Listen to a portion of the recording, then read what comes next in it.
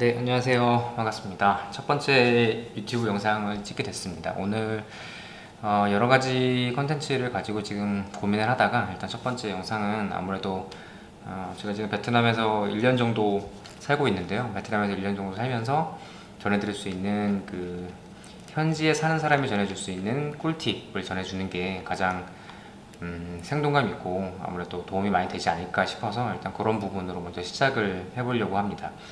네, 오늘 그래서 이제 여러분께 처음 소개해드릴 영상은 디테일한 꿀팁, 네, 베트남 여행 출국부터 호텔까지, 네, 이렇게 지금 제목을 정해봤고요.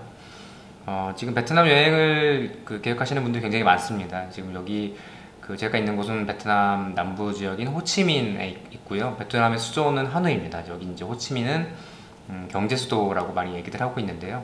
호치민에 지금 제가 거주하고 있는데 호치민 시내만 나가봐도 일군입니다. 호치민 시내는 이제 일군이라고 하는데 호치민 시내만 나가봐도 아주 어렵지 않게 한국 사람들을 길가에서 볼 수가 있습니다. 한국말이 들리는 걸 많이 볼 수가 있고요.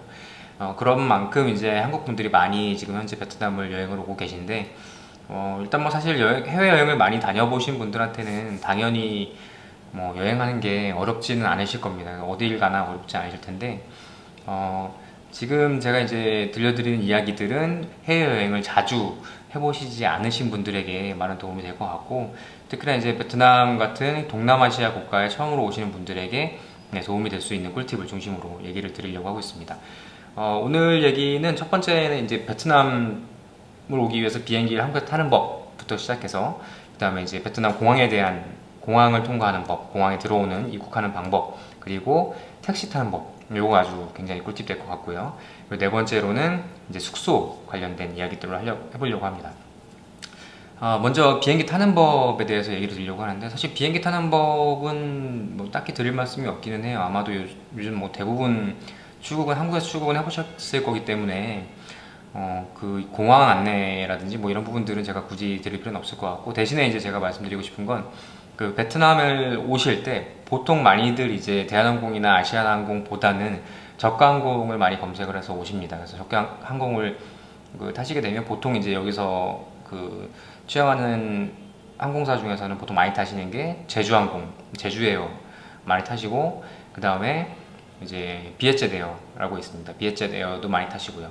이런 거를 많이 타고요. 티웨이 가끔 오시는 분들도 있고요. 그리고 간혹 가다가 이제 중국 통해가지고 남방항공 통해서 오시는 분들도 있는데 그거는 사실 베트남의 거리가 그렇게 멀지 5시간 정도 걸립니다. 근데 그렇게 멀지 않은데 중국까지 한번 들렸다가 오시게 되면 너무 고생을 많이 하시기 때문에 별로 권해드리지 않는 방법입니다. 특히나 제가 이제 아는 지인분께서는 남방항공이 가장 저가에 뜨니까 최저가로 한번 와보겠다고 이제 중국을 들렸다가 오시다가 중국을 찍고 중국에서 베트남으로 오는 도중에 한 반 정도 날라왔는데 다시 회항을 해가지고 돌아가는 게 발생을 했대요.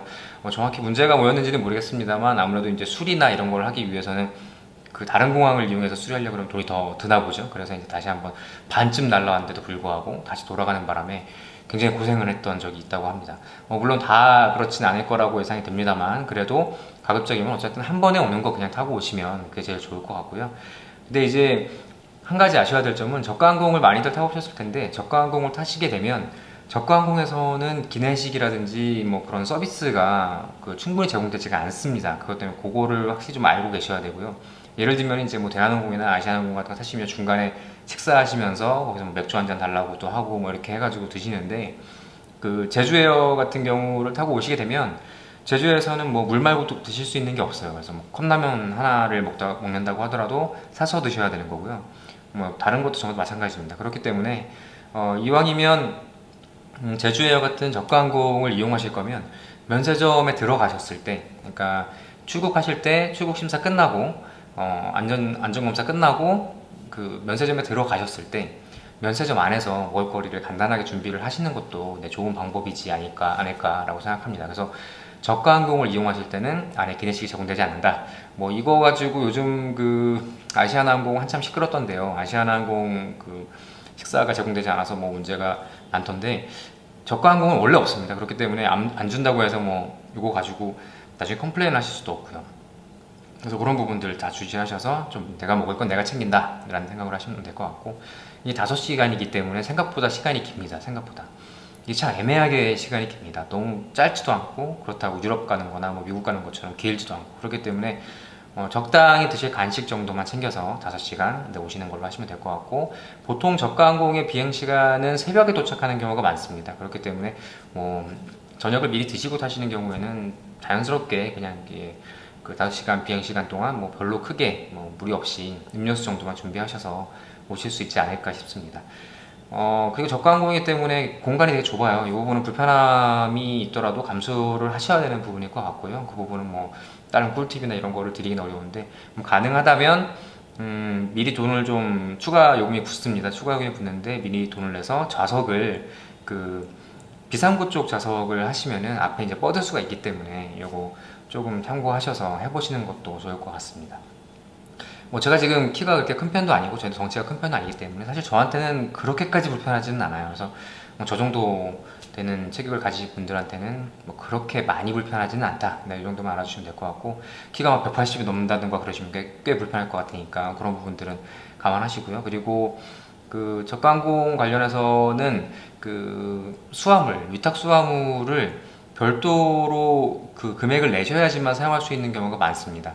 보통 이제 비행기에 메고 타시는 것들은 아마 15kg 정도였나요? 13kg였나요? 그 정도 수준인 건데, 그 정도 수준으로 제한이 되어 있을 거예요. 그러니까 기내용 캐리어 하나 정도를 구매하시면 준비를 하시면 될 것 같고, 별도로 위탁 수화물을 맡기려고 하면은 돈이 들어가니까 이 부분은 참고를 하셔야 될 것 같습니다. 그래서 제 친구들을 보니까 올 때는 이제 위탁 수화물을 별도로 구매를 하지 않고 갈 때는 이제 해서 가더라고요. 왜냐면 이제 갈 때는 아무래도 베트남에서 이것저것 커피나 뭐 여러 가지 사야 될 것들이 많이 좀 있잖아요. 또 이제 또 친구들도 줘야 되고 가족들도 줘야 되고 하니까, 그래서 갈 때만 이제 별도로 위탁 수화물 비용을 내고 오는 경우도 꽤 있었습니다. 근데 요거는 참고하셔서 비행기 표 끊으실 때부터 준비를 하시면 될 것 같고요.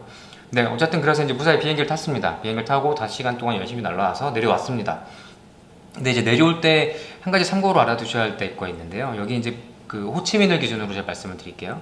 호치민 같은 경우에는 그 호치민 공항이 호치민 인터내셔널 에어포트일 것 같지만 그렇지가 않습니다. 그러니까 호치민 국제공항이라는 이름이 아니고요. 여기는 실제로 그 공항 코드가 있죠. 보통 이제 보면은 그 목적지 세 자리로 된 영어 코드가 있는데, 그거는 이제 SGN이라고 쓰고요. SGN은 사이공의 약자입니다. 사이공은 그 호치민 지역의 옛 이름입니다. 서울 지역의 옛 이름이 이제 한양이었던 것처럼 호치민도 이제 지금의 그 전체 구역을 그 사이공이라고 부르진 않고요. 예전에 이제 일군 근처 지역 정도까지를 이제 사이공이라고 했다고 하더라고요. 그래서 현재까지도 근데 사이공이라는 말이 굉장히 많이 씁니다. 특히나 이제 어디 가서 뭐 어디서 왔냐라고 할 때 베트남 내에서 어디 가서 사람들을 만났을 때 사이공에서 왔다 그러면 전부 다 이제 호치민에서 왔다는 거 다 알아듣고요. 그렇게 지금 통용되고 있는 상황입니다. 그래서 이제 공항 코드도 SGN이라고 해서 그렇게 쓰고 있고, SGN이라고 써있다고 해서 내가 혹시나 뭐 싱가포르로 가는 비행기를 잘못 탔나 이렇게 오해하시는 일이 없도록 이거 주의하시면 될 것 같습니다. 사실 주의하실 필요도 없죠. 그냥 가만히 있으면 비행기가 알아서 가는 거니까. 네, 그거 하나 알아두시고, 근데 이제 실제로 공항 명칭은 있습니다. 명칭이 좀 특이한데, 이게 또 사이공 공항이라고 하든지 뭐 호치민 공항이라고 하든지 뭐 알아듣기는 알아듣는데 그렇게 말하는 사람은 없고, 실제 공항 명칭은 떤선엿 에어포트입니다. 떤선엿 에어포트. 떤선엿이라는 게 이제 사람 이름이라고 하더라고요. 그래서 사람 이름이 이제 뭐 장군 이름이었다는 말도 있고, 뭐 정확히 거기까지는 제가 잘 모르겠습니다. 항상 저 지식이 짧고 그냥 여기 생활하는 사람일 뿐이지 역사학자가 아닙니다, 제가. 그래서 그 정도까지는 모르겠습니다만 어쨌든 이름은 떤선엿 에어포트로 쓰고 있다라는 부분들 알아두시면 좋을 것 같습니다. 뭐 간혹 한국말로 뭐 탄손 루트 이렇게 써 있는데 뭐 전혀 그렇게 말하면 아무도 못 알아듣고요. 떤선엿 에어포트입니다. 떤선엿 에어포트. 네. 공항은 여기는 이제 그 승바이라고 합니다. 승바이고요. 그래서 국제공항 국대, 승바이 국대 하시면은 이제 국제공항이라는 뜻이 됩니다. 그래서 나중에 택시 타셨을 때 그런 부분들 이제 참고로 혹시나 뭐 기억하고 계신다면 써먹어도 좋으실 것 같습니다. 자, 그러면 이제 공항에 입국을 했어요. 이제 공항에 들어올 때 한 가지 고민되시는 부분이 있을 거예요. 베트남 비자 문제. 베트남은 기본적으로 이제 무비자로 30일 동안 체류가 가능한 국가입니다. 그래서 그 한국 국적을 가지고 있는, 한국 여권을 가지고 있는 분들 같은 경우에는 무비자로 입국을 하실 수가 있고요. 비자를 발급받는 것도 이제 랜딩 비자라고 해서 공항에 들어와서 비자를 바로 발급받으실 수도 있어요. 이제 뭐 비용이 그렇게 비싸지는 않습니다. 뭐 정확히 기억을 안 나는데 30달러, 그러니까 3만 원 정도 수준이 30달러였던가요? 뭐 그 정도 됐던 것 같은데, 요거는 제가 확인해가지고 다시 한번 그 창이 정확하게 네, 여기에 띄워드리도록 하겠습니다. 네, 일단은 그러면 들어왔어요. 지금 여행 오신다는 걸 전제로 해서 말씀을 드릴게요. 들어왔습니다. 들어오시면 이제 처음 들어오셨을 때 마주치게 되는 거는 이제 입국 심사대입니다. 입국 심사대에서는 줄이 굉장히 길어요. 보통 이제 밤 늦게 오셔도 줄이 깁니다. 줄이 긴 이유는 사람이 너무 많이 오기 때문에도 물론 있지만, 사람이 많이 오는 것보다도 행정 처리 속도가 굉장히 느립니다. 그래서 들어오는 순간부터 마음가짐을 리셋하셔야 돼요. 여기 이제 동남아 국가이기 때문에 내가 한국에서 기대하는 것처럼 빠른 서비스를 기대하기는 어렵다라는 점을 항상 이제 마음속에 담아두시고, 여행 오신 거니까 마음을 좀 편안하게 가지시고 그 입국 심사대를 줄 서서 가만히 줄 서서 기다리시면 될 것 같습니다. 뭐 특별히 그 입국 심사대를 통과할 때 주의사항이라든지 이런 부분들은 없습니다. 뭐 딱히 물어보지도 않고요. 그냥 이제 여권 받아가지고 여권 가지고 검사하고 그냥 보내주고 끝이거든요. 그래서 인사 정도는 하면 좋겠죠. 입국 심사대 갔을 때 그 베트남에서는 신짜오라고 합니다. 신짜오라고 인사하는데요. 신짜오, 이렇게 신짜오라고 그냥 간단하게 인사하시고, 그 다음에 이제 여권 받으셔서 나가실 때 까먼이라고 하는데, 까먼은 뭐 쉽게 생각하시면 영어로 기억하시기 좋은 거는 영어로 커먼 있죠. 커먼이랑 굉장히 비슷합니다. 근데 까먼이라고 발음하시면 되고요. 까먼이라고 하면 성조가 있긴 있습니다만 대충 다 알아듣습니다. 뭐 성조 정확히 안 해도 까먼이라고 하면은 그 고맙다는 인사지 다 알죠. 네, 다 알고 있기 때문에 크게 성조 같은 거 정확하게 하실 필요 없지, 그런 고민하시지 마시고, 그냥 어쨌든 감사의 표시니까, 네, 뭐 택시에서 내리실 때도, 음식을 받으실 때도, 혹은 물건을 구매하시고 받으실 때도 까먼이라고 하시면 됩니다. 까먼이라고 하시면 될 것 같습니다. 자, 이제 받고 드디어 들어왔어요. 자, 그 다음 하셔야 될 거, 이제 아까 말씀드린 것처럼 들어오실 때에 위탁수화물을 맡기지 않으셨으면 내려오셔서 바로 이제 출국장으로 나가시면 됩니다. 나가시는 곳이 여기는 한 군데예요. 그래서 어디로 나가시든지 한 군데에 만나기 때문에 혹시나 지인을 여기서 만나기로 했다든지 어떤 그런 경우가 있다고 하더라도 굉장히 쉽게 찾으실 수가 있습니다. 나가시는 곳이 한 곳이기 때문에. 근데 이제 나가실 때 보면은 그 면세 신고를 하는 그 구간이 있고, 신고하지 않고 나가는 구간이 있어요. 그래서 그 디클레레이션이라고 하죠. 그러니까 그 구간이 두 가지가 있는데, 사실 큰 상관은 없습니다만, 별로 크게 가지고 있는 거 없다 하시면은 그냥 이제 디클레레이션을 굳이 할 필요 없이 그냥 이제 일반적으로 통과할 수 있는 고기를 찾아가지고 가시면 됩니다. 두 군데가 있습니다. 디클레레이션, 그리고 정확히 뭐라고 써있었죠? no declaration인가? 이렇게 아마 써있을 거예요. 그래서 그쪽 방향으로 그냥 자연스럽게 나는 아무것도 사지 않았다라는 그런 제스처로 이렇게 자연스럽게 나가시면 됩니다. 근데 이제 간혹 그러다가도 잡히는 경우가 있습니다. 근데 걱정 너무 하지 마시고요. 그런다고 해봤자 얘네 이제 그 공항 검색대 그 통과시키는 거 하나 통과시키고 그냥 아무렇지 않게 가시면 돼요. 그거 제가 한 번 걸려봤는데, 자연스럽게 그렇게 검사하고 그냥 당당하게 나가면 아무렇지도 않습니다.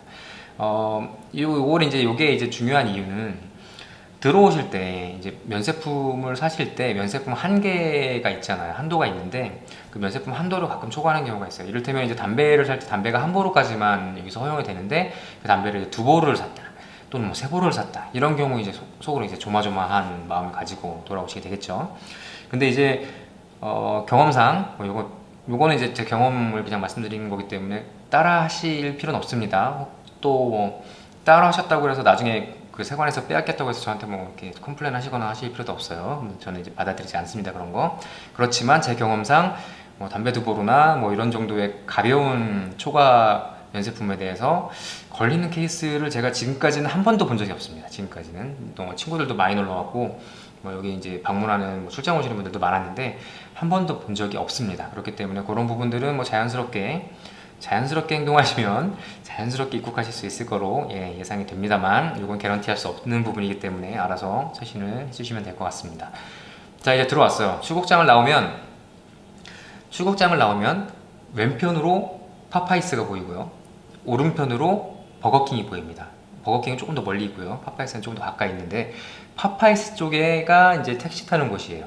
그래서 파파이스 쪽을 택시 타러 가셔야 되는데